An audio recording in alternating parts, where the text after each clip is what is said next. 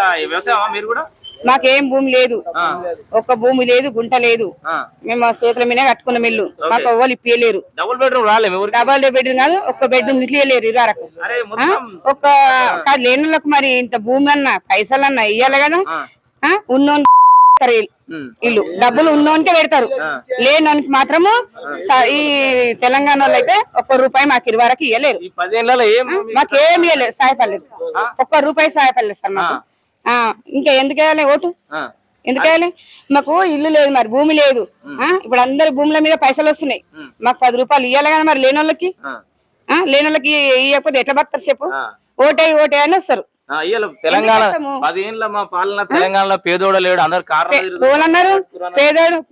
పేదోళ్ళకి మొత్తం లేనోళ్ళకి ఇయ్యాలి. ఎంత బాధపడమో మాకే తెలుసు. మేము ఇట్లా అడిగినా మస్తారు ఇయ్యలేరు. ఉన్నోనికేమో 2 బిల్డింగ్లు కట్టిస్తారు, లేనోళ్ళకి ఒక్క రూపాయి 20 వరకు గట్టలేదు. ఉన్నోళ్ళకే వేసారు, అడిగినాము ఇయ్యలేరు. అటు సపరేట్ కూకున్నాం మేము. అయితే ఇప్పుడు ఈ 10 ఏళ్ళ ఒక్క రూపాయి ఏం లేదు, మాకు ఒక్క రూపాయి ఇల్లు చెందలే వాళ్ళది. ఇప్పుడు కొత్త సర్కార్ పనితీరు ఎట్లుంది? మేమైతే కాంగ్రెస్ కి వేస్తాం. కాంగ్రెస్ ఇప్పుడు ఇలా కాంగ్రెస్ వేస్తాం, ఎవరు భయపడం.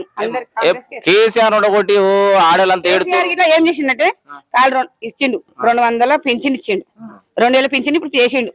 ఇంకా పింఛన్ చేసిండు కానీ మాకు మాత్రం ఒక్క రూపాయి చెందలేదు. ఇప్పుడు వాళ్ళు ఏమంటారు అంటే ఆడవాళ్ళు కూడా అందరూ మాకు లేదని 10 సార్లు తిరిగినాం తెలుసా. నేను తిరిగినా, మా పిల్లగాడు తిరిగినా కానీ ఒక్క రూమ్ మరి పైసలు ఇస్తాము, ఇంత భూమి నాకు లేని దానికి ఇంత భూమి అన్నా ఇస్తాము. ఇప్పుడు ఇస్తారు కదా పేదలకు భూములు, ఇండ్లు కట్టేందుకు స్థలాలు, మాకు ఇయ్యలేడు. మరి ఇంకెందుకు వేస్తాం సార్ మేము? కాదు ఇప్పుడు కేసీఆర్ మళ్ళీ రావాలి, అయ్యో ఎందుకు కూడా కొట్టినామని బాధపడుతున్నారు, ఏడుతురు జనాలంతా.